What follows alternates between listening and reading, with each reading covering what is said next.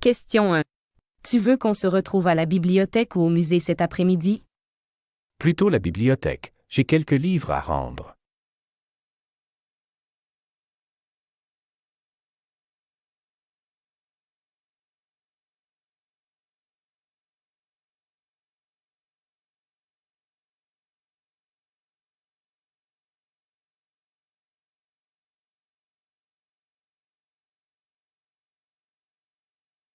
Question 2. Où est mon portefeuille? Je suis sûr qu'il était posé juste à côté de mes clés. Ah, le voilà. Il est tombé sous la table.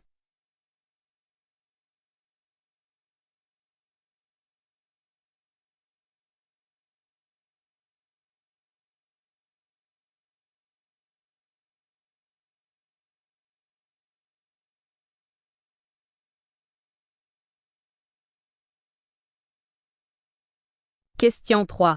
Tu as vu mon casque audio sans fil? Il était sur la table tout à l'heure. Oui, il est dans le salon à côté de la télévision.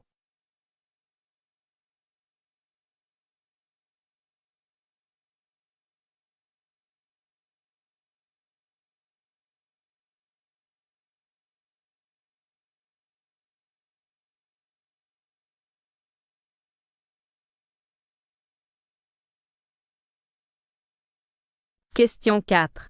As-tu remarqué Sophie récemment? Elle a coupé ses cheveux, maintenant ils sont très courts et bouclés. Oui, ça lui va vraiment bien.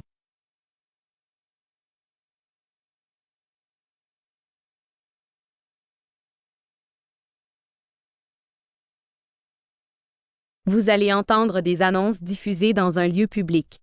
Pour chaque annonce, répondez à la question.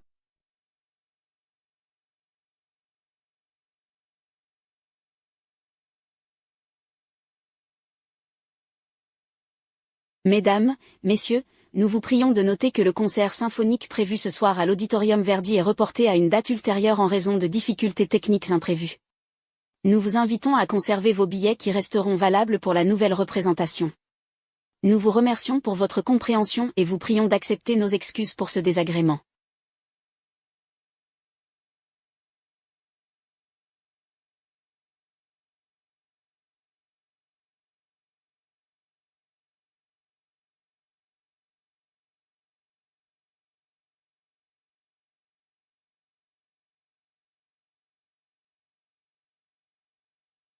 Chers visiteurs, en raison de l'afflux exceptionnel de public, l'accès à l'exposition Rêves d'Orient se fera désormais sur réservation obligatoire.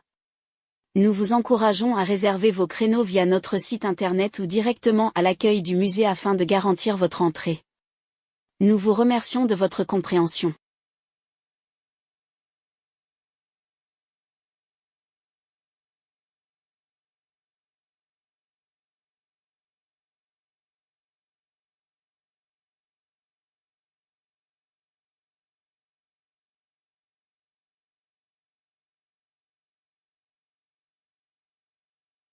Chers passagers, nous vous informons que la ligne ferroviaire reliant Lyon à Genève sera interrompue le week-end prochain pour des travaux de maintenance sur les voies. Des solutions de remplacement par bus ont été mises en place. Veuillez consulter les horaires alternatifs sur notre site web ou au guichet des gares concernées.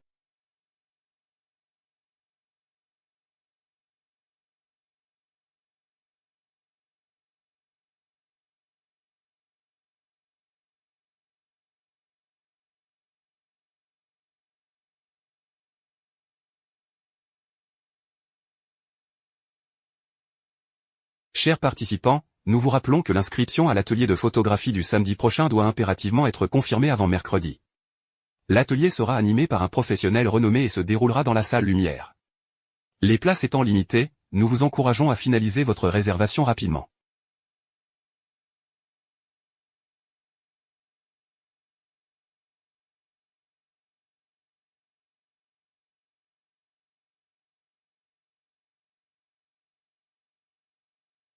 Vous allez entendre des messages sur votre messagerie téléphonique. Indiquez pourquoi la personne appelle.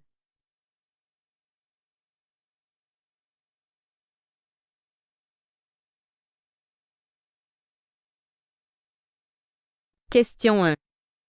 Bonjour Sophie, c'est Julien. Je voulais te rappeler que demain c'est l'anniversaire de Paul. Je pensais passer lui acheter un cadeau après le travail, mais je ne sais pas trop quoi lui prendre. Tu as des idées?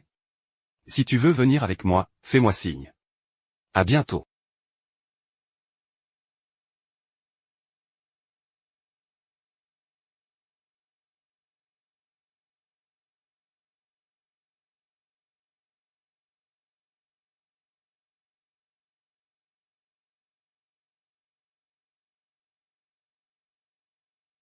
Question 2. Salut Nathalie, c'est Mélanie. J'ai bien reçu les documents que tu m'as envoyés, merci.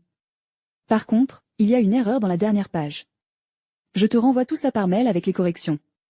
Fais-moi savoir si ça te convient. Bonne journée.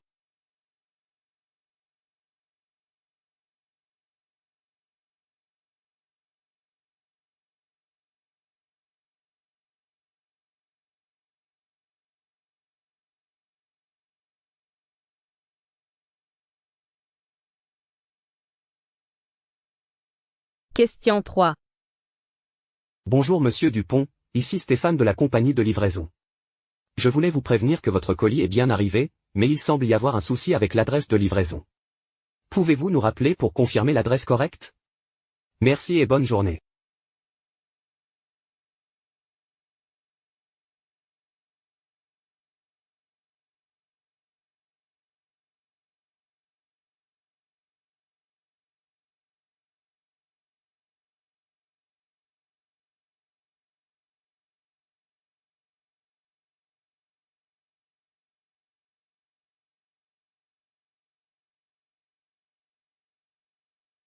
Question 4.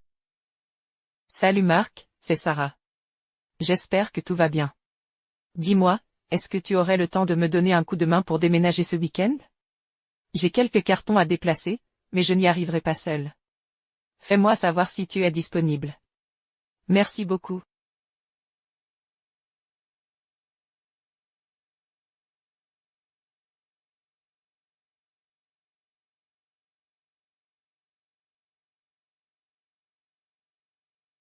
Question 5.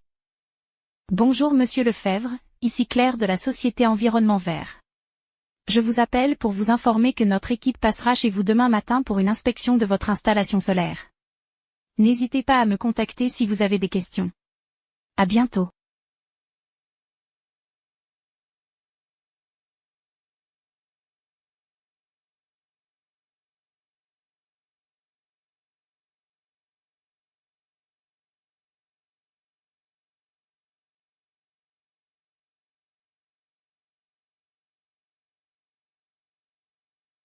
Question 6.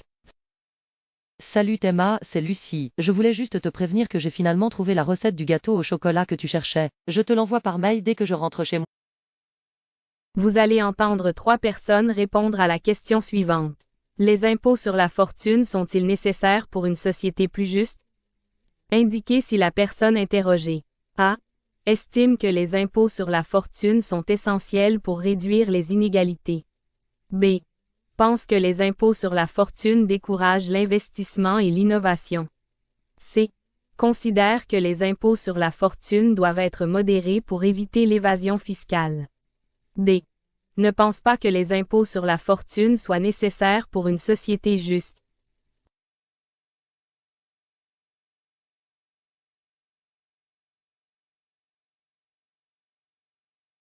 Document 1. Je suis convaincu que les impôts sur la fortune sont un outil indispensable pour réduire les écarts de richesse. Dans une société juste, les plus fortunés doivent contribuer davantage pour financer les services publics et aider les plus démunis. C'est une question d'équité.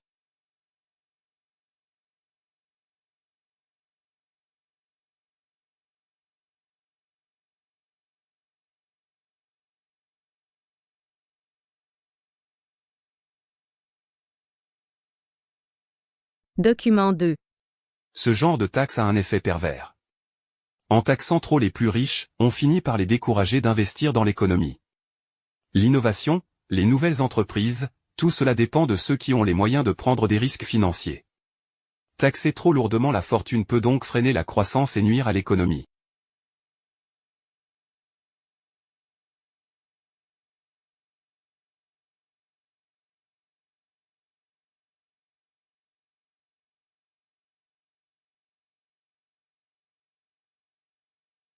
Document 3. Il est nécessaire de taxer les grandes fortunes, mais il faut trouver un juste milieu. Trop d'impôts peuvent pousser certains à chercher des moyens d'éviter de payer, voire à déplacer leurs actifs à l'étranger. Un impôt modéré sur la fortune permettrait de contribuer à la redistribution sans pour autant encourager l'évasion fiscale.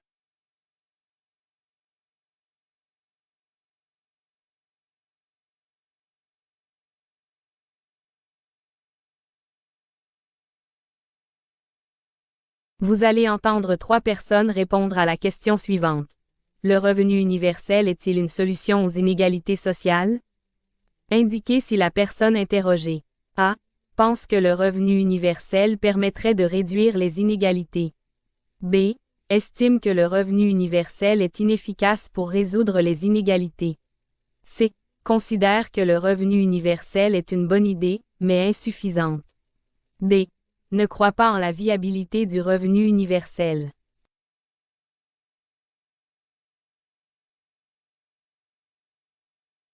Personne A.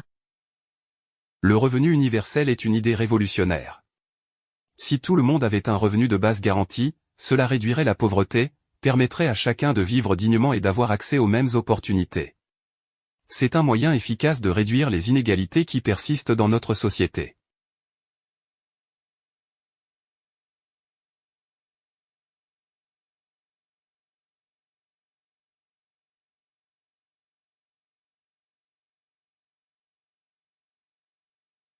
Personne B. À mon avis, le revenu universel n'est pas la solution miracle. Certes, il peut apporter une aide ponctuelle, mais les inégalités sociales sont bien plus profondes. Il faut agir sur des facteurs comme l'éducation, l'accès à la santé ou encore la fiscalité pour vraiment changer les choses. Un revenu universel, seul, ne suffira pas.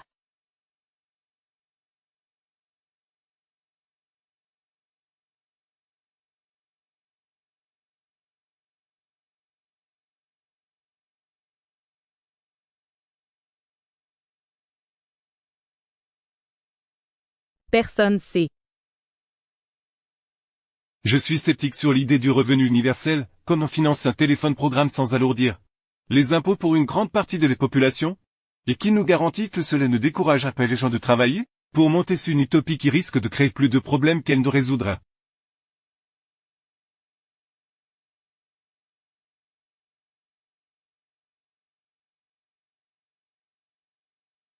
Vous allez entendre des émissions de radio. Pour chaque émission, répondez à la question.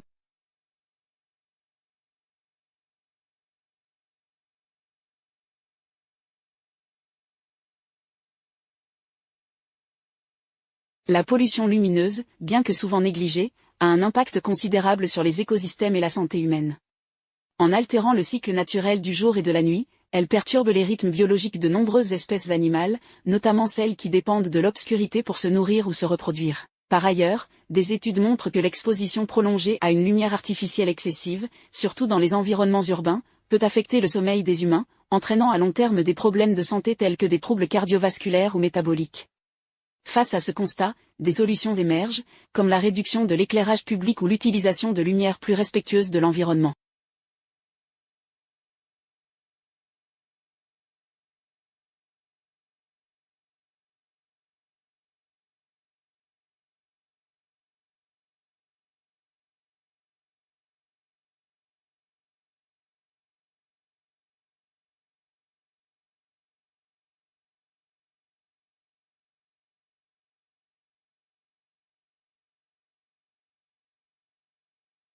Les véhicules autonomes sont présentés comme une révolution dans le domaine des transports. Grâce à des capteurs sophistiqués et des algorithmes d'intelligence artificielle, ces véhicules sont capables de circuler sans intervention humaine. Cependant, leur développement soulève des questions éthiques et légales complexes. Par exemple, en cas d'accident inévitable, comment le véhicule doit-il prioriser les vies? De plus, l'intégration de ces véhicules dans les infrastructures actuelles pose un défi logistique important. Certains experts estiment qu'avant une adoption à grande échelle, des ajustements majeurs seront nécessaires, tant sur le plan technique que réglementaire.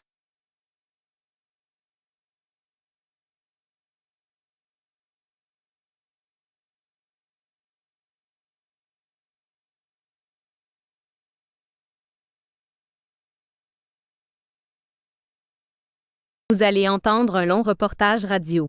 Répondez aux 2 questions.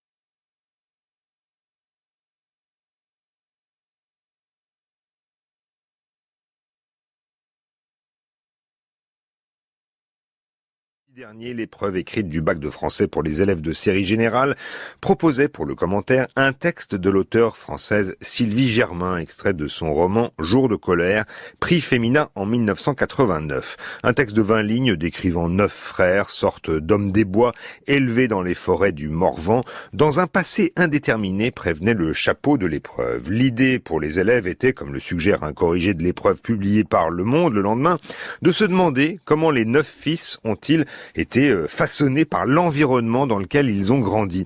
Mais comme l'écrit le Figaro étudiant, l'atmosphère sylvicole de l'extrait, l'opacité de certaines images et le champ lexical de la nature ont, semble-t-il, déstabilisé plus d'un candidat. Dans les heures qui suivirent l'épreuve, Twitter, Instagram, TikTok furent envahi de commentaires incendiaires et remplis d'insultes adressés à l'auteur du texte du bac de français Sylvie Germain. Je vous livre ici les plus légères.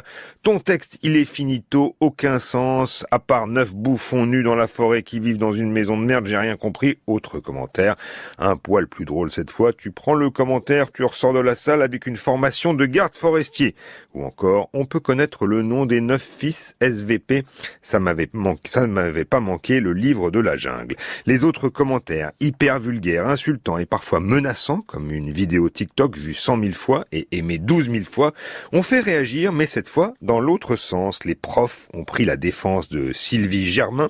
Bonjour l'intelligence des jeunes qui passent le bac de français, qui en veulent à Sylvie Germain parce qu'elle possède plus de 3 mots de vocabulaire. Moins gnangnan, l'autrice elle-même, Sylvie Germain, interviewée par le Figaro étudiant, a déclaré « Je ne suis qu'un prétexte, je ne me sens pas concernée personnellement, je suis plutôt inquiète du symptôme que cela révèle », dit-elle, et elle ajoute « Ils veulent des diplômes sans aucun effort, se clament victimes pour un oui ou pour un non, et désignent comme persécuteurs ceux-là même qu'ils injurient et menacent. Quels adultes vont-ils devenir ?» Bonne question, sans doute, en attendant la réponse, un tweetos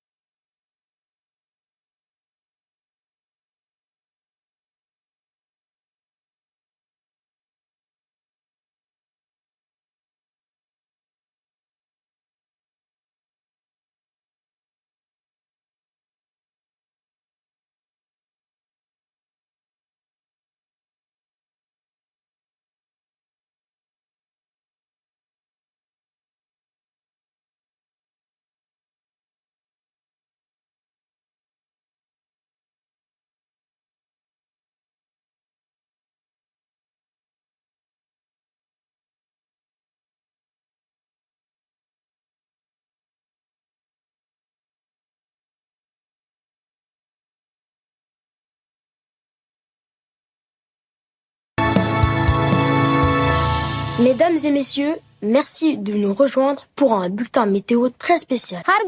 Le programme des Nations Unies pour le développement et l'OMM ont lancé une vaste campagne de sensibilisation au dérèglement climatique. Au cœur de leur communication, les enfants, l'idée leur faire présenter la météo du 22 mars 2050.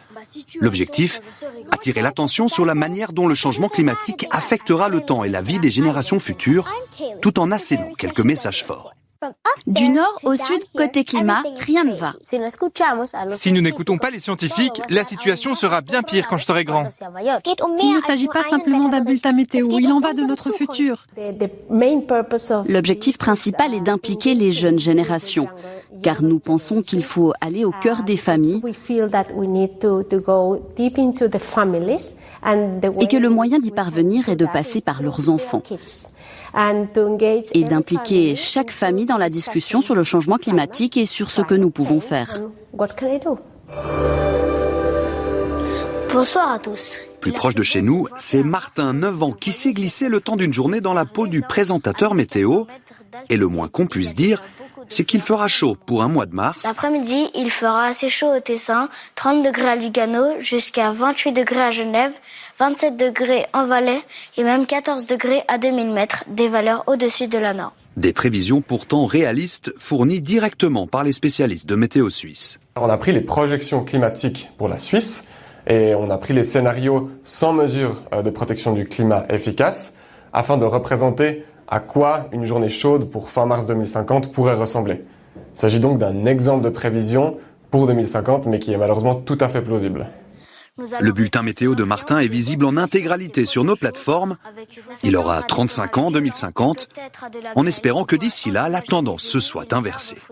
Il y a 25 ans, on aurait parlé d'un beau mois de juin. Bonne soirée à tous.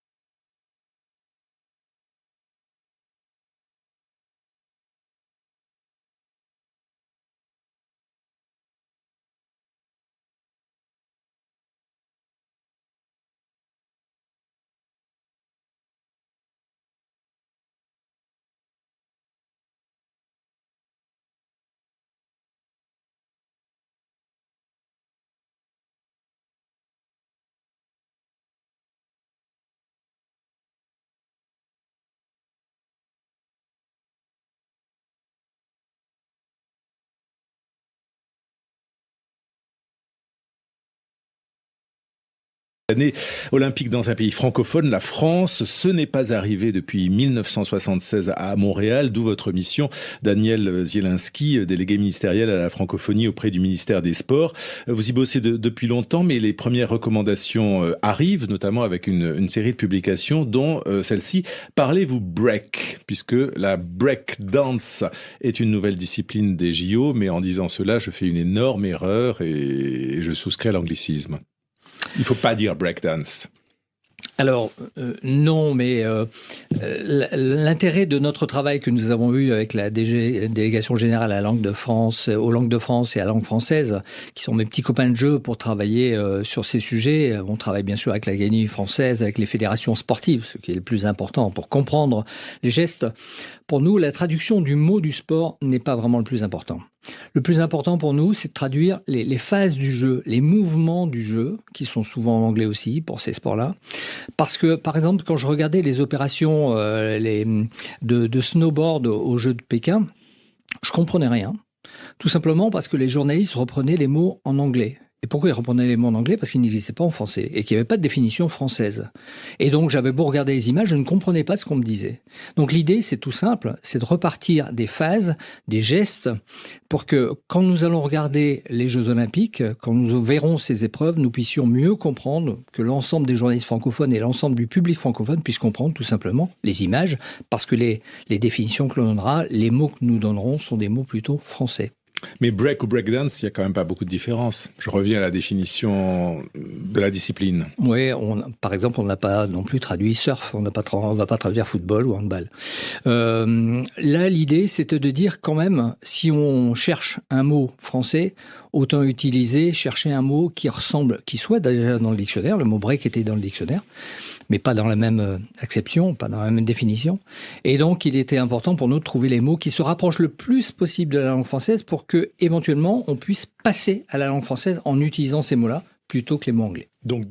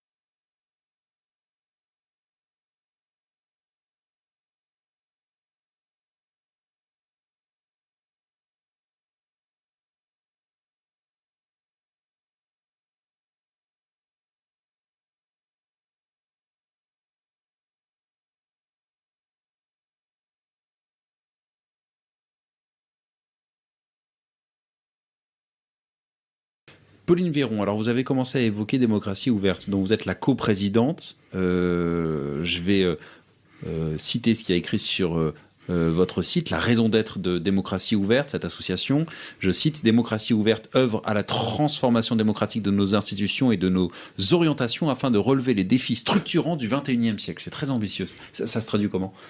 Ça se traduit par un accompagnement des acteurs publics qui veulent faire plus de démocratie participative. Donc nous accompagnons des régions, des villes, des départements qui initient des dispositifs du type budget participatif, convention citoyenne locale ou nouvelle gouvernance, par exemple des villes qui réfléchissent à la façon dont ils peuvent prendre des décisions, à la fois en interne entre élus et agents, mais aussi avec les citoyens. Donc nous expérimentons, nous proposons des nouvelles formes de participation citoyenne parce que nous pensons et nous travaillons avec de nombreux élus. Moi-même, j'ai été élue pendant pas mal d'années où j'ai pu mettre en œuvre des dispositifs de participation citoyenne. Nous voyons sur le terrain que quand nous mettons en place des dispositifs de participation citoyenne, à condition qu'ils soient faits en respectant un certain nombre de critères de qualité, j'allais dire, parce que parfois, quand c'est pas très bien fait, ça peut être un peu déceptif, et du coup, ça se retourne un peu contre la démocratie participative. Mais quand c'est bien fait, c'est un allié de la démocratie représentative. Et souvent, et je vous rejoins tout à fait, quand parfois certains parlementaires ont l'impression que la démocratie participative va un petit peu contre la démocratie représentative, alors que pas du tout. Ça fait revenir vers des processus, ça permet aux gens de comprendre comment les décisions sont prises, y participer, y donner son point de vue, être entendu. Jamais nous n'avons rencontré des citoyens qui participaient à ces dispositifs, qui souhaitaient se substituer aux élus qui prennent la décision. Et ils sont nombreux, ces citoyens, à participer justement à vos initiatives. Quand on donne les moyens de le faire... Est-ce qu'il y a des décisions qui aboutissent ? Oui, il y a des décisions qui aboutissent tout à fait. Par exemple, à travers les budgets participatifs, il y a des votes qui sont faits sur des propositions issues des citoyens et qui sont mis en œuvre par les communes, alors que ce n'est absolument pas proposé par la collectivité. Donc, évidemment, il faut se donner un petit peu les moyens d'aller chercher les gens dans les quartiers, de réfléchir à une certaine méthode pour permettre à tout le monde de participer. Mais si on se donne un peu les moyens et qu'on a une vraie volonté de le faire, alors on fait venir, notamment je pense aux jeunes ou des gens dans les quartiers populaires qui ont encore plus besoin qu'ailleurs que des politiques publiques soient mises en œuvre pour eux et qu'ils savent ce dont ils ont besoin. Dans ce cas-là, ça fonctionne bien.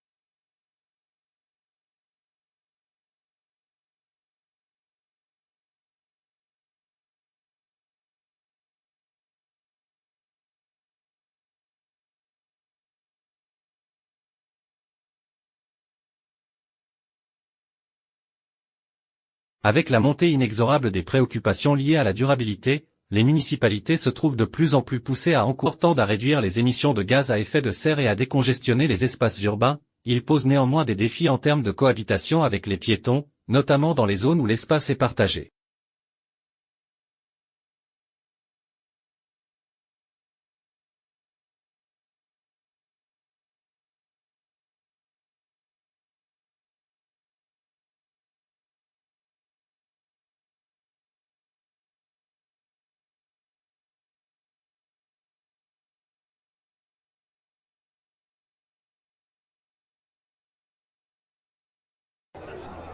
Le télétravail, autrefois marginal et souvent perçu comme une modalité exceptionnelle, s'est imposé comme une norme durable dans le monde professionnel post-pandémie. Cette transformation radicale, bien que plébiscitée pour la flexibilité qu'elle offre aux employés, n'est pas sans conséquence sur la dynamique de l'entreprise. En effet, bien que le télétravail ait démontré des effets positifs sur la productivité et le bien-être individuel, il est aussi la source d'un isolement croissant chez certains collaborateurs, réduisant ainsi les interactions spontanées qui favorisaient autrefois la créativité et l'esprit d'équipe.